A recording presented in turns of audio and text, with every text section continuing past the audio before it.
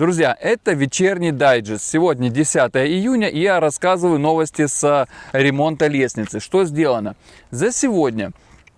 Ну, во-первых, спасибо всем, кто откликается и присылает финансовую помощь. Да, собрано уже 65 тысяч рублей за сегодняшний день. Нам нужно 250. Я уже разговаривал с застройщиком этой лестницы, который ее изначально построил.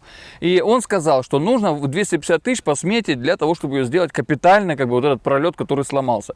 Как соберем мы эти 250 тысяч, мы начинаем ремонт. Я думаю, ну, дня 3-4 еще, и все, у нас будет вся сумма. Это раз.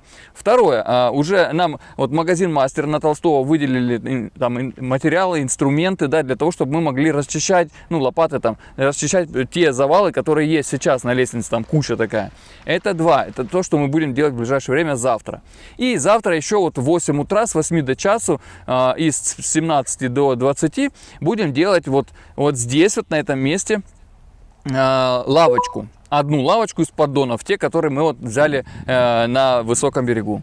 Ну что, ребят, приходите сюда, участвуйте. Спасибо всем. Быть лестницей 300 ступеней, живой, здоровой. И я хочу, чтобы вы все наслаждались Черным морем, проходя по этой лестнице безопасно. Всем спасибо. С вами был Евгений Грошев. До завтра. Отлично.